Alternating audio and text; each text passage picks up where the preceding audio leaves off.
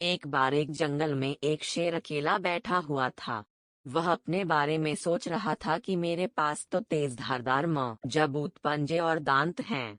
साथ ही मैं एक बहुत ही ताकतवर जानवर भी हूँ, लेकिन फिर भी जंगल के सारे जानवर हमेशा मोर की ही तारीफ क्यों करते रहते हैं। दरअसल शेर को इस बात से बहुत जलन महसूस होती थी कि सभी जानवर मोर की तारीफ करते थे।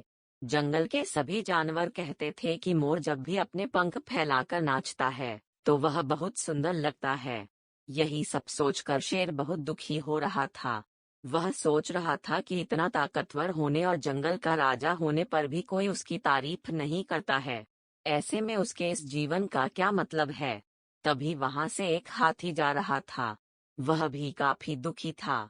जब शेर ने उस दुखी हाथी को देखा तो उससे पूछा, तुम्हारा शरीर इतना बड़ा है और तुम ताकतवर भी हो, फिर भी इतने दुखी क्यों हो? तुम्हें क्या परेशानी है? दुखी हाथी को देखकर शेर ने सोचा कि क्यों न मैं इस हाथी के साथ अपना दुख बांट लूं। उसने आगे कहते हुए हाथी से पूछा कि क्या इस जंगल में ऐसा कोई जानवर है जिससे तुम्हें जलन होती हो और वह तुम्हें हानि पहुंचाता हो? शेर की बात सुनकर हाथी ने कहा, जंगल का सबसे छोटा जानवर भी मुझ जैसे बड़े जानवर को परेशान कर सकता है। शेर ने पूछा, वह कौन सा छोटा जानवर है? हाथी ने कहा, महाराज, वो जानवर चींटी है।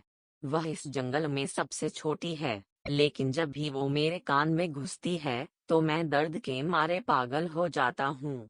हाथी की बात सुनकर शेर को समझ में आ गया कि मोर तो मुझे चींटी की तरह परेशान भी नहीं करता है, फिर भी मुझे उससे जलन होती है।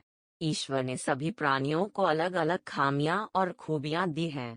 इसी वजह से सारे प्राणी एक जैसे ही ताकतवर या कमजोर नहीं हो सकते हैं। इस तरह शेर को यह समझ में आ गया कि उस जैसे ताकतवर जानवर में भी खूबियों के साथ कमियां हो सकती है। इससे शेर के मन में उसका खोया हुआ आत्मविश्वास फिर से बढ़ गया और उसने मोर से जलन करना बंद कर दिया है। कहानी से सीख, हमें कभी भी किसी की खूबी देखकर उससे नहीं जलना चाहिए, क्योंकि हम सभी में अलग अलग खूबियां और खामियां होती है।